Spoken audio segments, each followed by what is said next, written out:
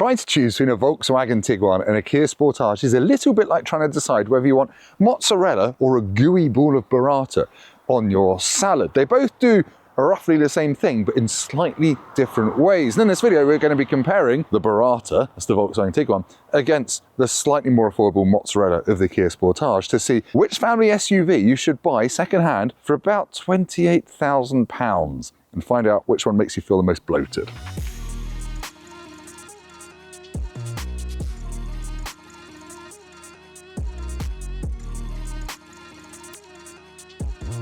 This Tiguan is a mid-spec match model with the 2-litre diesel engine. As a new car, it would have cost £39,395, but it's now a year old with 6,200 miles on the clock and it's £29,399, saving you 10 grand on a brand new one. The Kia Sportage we've got is also a mid-spec model, a 3 trim with a 1.6-litre hybrid petrol engine. It would have cost £37,215 brand new, but it's a year old, has 7,400 miles on it, and it's £28,699, saving you 8.5 grand over new. We did this video a year ago comparing the old Tiguan with the Sportage, and now we've got this new Tiguan. I think it's lost some of the old car's handsome ruggedness. It's got a bit soft in its old age, like Bon Jovi's later work or Rammstein's weird ballad era, but yeah, now got this kind of clear strip of plastic between the LED headlights. It's just a softer looking car. It's got 18-inch alloys. I think it's just a bit anonymous now, unlike the Kia. The Kia Sportage, I think, still looks bananas. When this came out in 2022, I thought it was going to put off sensible family SUV buyers, but it's kind of done the opposite. Kia sold over 112,000 of these since 2022. And you've got these LED daytime running lights, LED headlights, 18-inch alloys like on the Tiguan. It just looks about as anonymous as a member of the Pope's Swiss Guard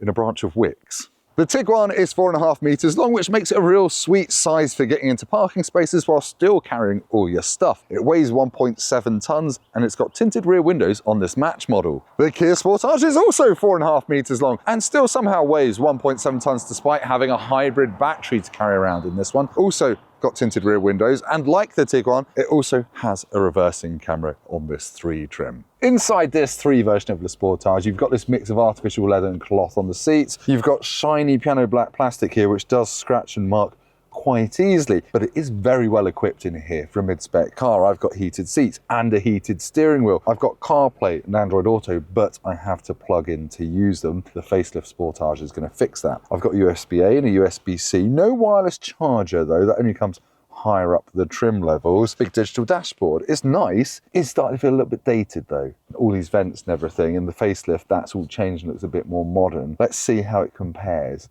to the Tiguan. It does feel nice, I should point that out, but I think the Tiguan might be gooder. This new Tiguan actually does feel quite a bit more modern inside, but the vibe is quite a bit more bland, at least during the daytime. At night, bits of it light up with ambient lighting that's quite pleasant. But let's talk about what it's got that the Sportage doesn't have. It's got wireless CarPlay, it's got wireless Android Auto, it's got a bigger, more responsive, more impressive touchscreen entertainment system. Yes, it has a speed limit warning bong, unlike that Sportage, but you can turn it off with 2 presses there. I've also got twin wireless chargers down here as well as this very clever knob which you can use to do your driving modes as well as your volume and some other bits and pieces as well. There is actually one area where the newer Tiguan loses against the older Sportage, and that's in terms of the climate controls. Yes, these sliders here to adjust temperature are backlit now, but in the Sportage you've got physical knobs still, and if you want to delve deeper into the climate menu on this, you've got to press buttons on the touchscreen. It's just a bit more spacious in terms of storage space. That is bigger down there. I've got sunglasses holder up there, and it's got felt line door bins. However, don't have heated seats, I don't have a heated steering wheel, and look,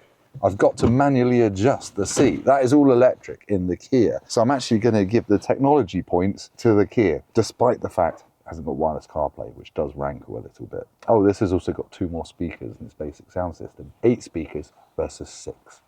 Backseat space is one of the Tiguan's real strong points. Look, I'm 6'3", and that's my driving position. I've got loads and loads of knee room and foot room and headroom as well. If I want to stick my feet really far under that seat though, they do hit a lump and then stop, which is a bit annoying, but otherwise it's a nice angle for your back, and you can adjust the angle of the back using little fabric hooks here. So you can sit like this if that's your kink. Otherwise you'd sit like this and stretch out. You can also slide them forwards to give yourself a bit more boot space at the expense of knee room. There is a hump in the middle of the floor, but you've got this big armrest here with pop-out cup holders on it, so they're not where your arms go, so it's really comfortable for two of you back here. We've also got pockets there, felt line door bins. Honestly, brilliant backseat accommodation. The doors open wide enough to get car seats in, and the ISOFIX points aren't behind silly flaps, they're just there. Brilliant. Jumping straight from the Tiguan into the back seats of the Sportage, you notice that these seats are even more reclined than in the Tiguan. It's really comfortable. Again, loads of knee room, not quite as much, and that is hard plastic. So if you're taller than 6'3" or much taller, that will clout your patellas. But I've got more space under there for my feet. Headroom is about the same. There's a bit less of a hump in the middle of the floor, but I think the middle seat is possibly a little bit more cramped against that. ISOFIX points, they're just there. You've got the center armrest here, which isn't as fancy, but it does the same job with smaller cup holders. Door bins, bit of a letdown. They're a lot smaller and they're not felt lined, but in this 3 model, I've got heated rear seats, and the USB-Cs are up here, which is actually arguably more useful than having them down by your middle passengers' tootsies. I think it's possibly a bit of a draw. I should point out these seats don't slide back and forth, so you can't cheat the boot space figures that we're about to talk about. Volkswagen boot space gate. If you're playing a game of car rump top trumps, the Tiguan does beat the Sportage. It can tow 2 tons, whereas the Sportage in that hybrid form can only tow 1.36 tons. And this, on paper, has a 652 litre boot, which, as we'll see, is technically bigger than the Kias. But Volkswagen, it massages its boot space figures because this has got sliding seats. They measure it with the seats slid forward, so you've got no rear knee room. And actually, if you see, when you slide those seats forward, you're left with a chasm in which you will certainly lose things. But otherwise, it's still a big boot. You've got a flat load lip. You've got space at the side there, and under the boot floor, you've got a massive space where you should have a spare wheel, but you don't. But you can stash stuff down there. Now, if you want an even bigger boot, Volkswagen does a 7-seater version of this new Tiguan called the Tiguan, which is a horrible name that they've had kicking around for a while. You get an electric boot on this match trim, which you don't get on the Kia. I've got to open this myself, which is a bit miserly, but it's light and not really a massive drama. 587 litres, and as I said, the seats in this don't slide forward, so it is just 587 litres, but again, really flat load lip. You've got space at the sides, you've got 12-volt socket, you've got levers for folding the rear seats down remotely, and you've got a decent amount of storage, which is compartmentalised, like my feelings, under the boot floor there. And you've got a proper parcel shelf as well. It's just a shame that this hybrid, they've kind of positioned it as a replacement for diesel, but in terms of towing capacity, it just isn't. 600 kilos shy of that. I look for the button, there isn't one. I've got a good old handle.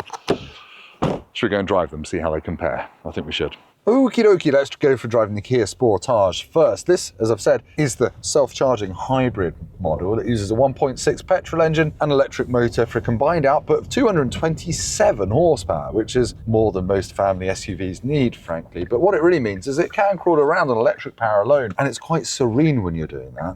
But also, when you put your foot down, it gives you a nice surge of acceleration without making the engine thrash.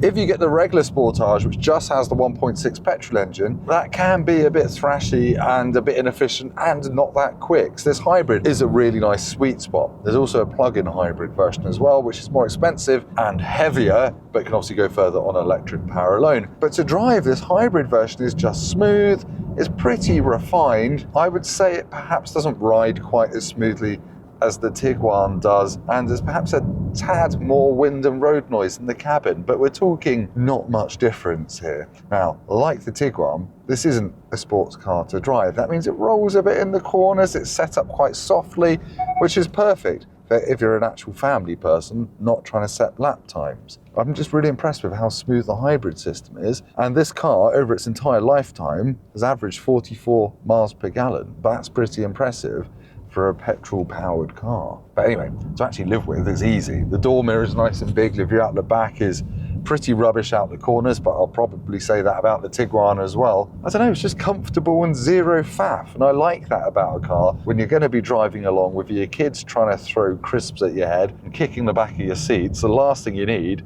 is an annoying car, and this certainly isn't that. But let's see how it compares back to back with the Tiguan now.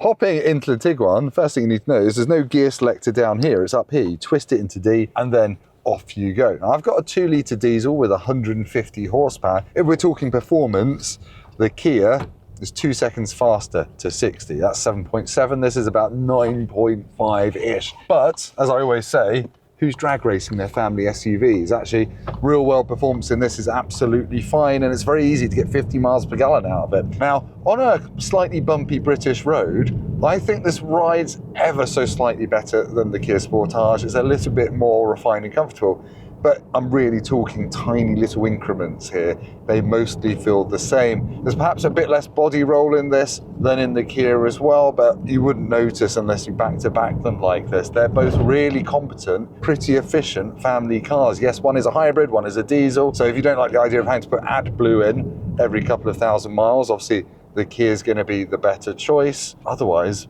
this is just as easy to drive. I've got big door mirrors. The view out the back corner, it's kind of as bad as the Kia, really, which is the same as in all modern cars. It just really doesn't come down to how these drive. It basically comes down to which you like the look of and which one has the features as standard that you really want. You might want electric adjustable seats, which you don't get in this until you get a higher spec version. You might want heated seats and a heated steering wheel, which you don't get in this until you get a higher spec version. It just doesn't come down to how they drive, really, unless you are a proper nerd like me. And I'm going to tell you which one I would pick in what I like to call the conclusion of the video. Let's go.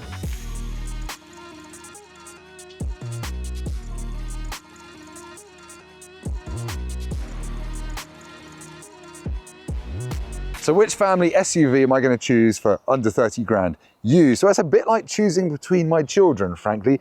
It depends entirely upon which one has jumped upon my testicles in the middle of the night. The Kia is slightly more affordable. The Tiguan is slightly more posh and modern feeling inside, but we're talking real marginal elements here. Things like the infotainment in this is more impressive. This is better equipped. But if it was my money and I'm spending about 28,000 to 29,000 pounds, I'd be thinking about the warranty, the thing we've not mentioned. This is still only got 21 months warranty left on it. This 70 months of warranty cover remaining. It's warranted into the 2030s, which feels ridiculous. So I'm going to go with the Kia. And I think when the facelift comes out with the wireless CarPlay and Android Auto, it's going to make it an even easier decision here. Not that this was easy, and actually driving them back to back, you can't really go wrong.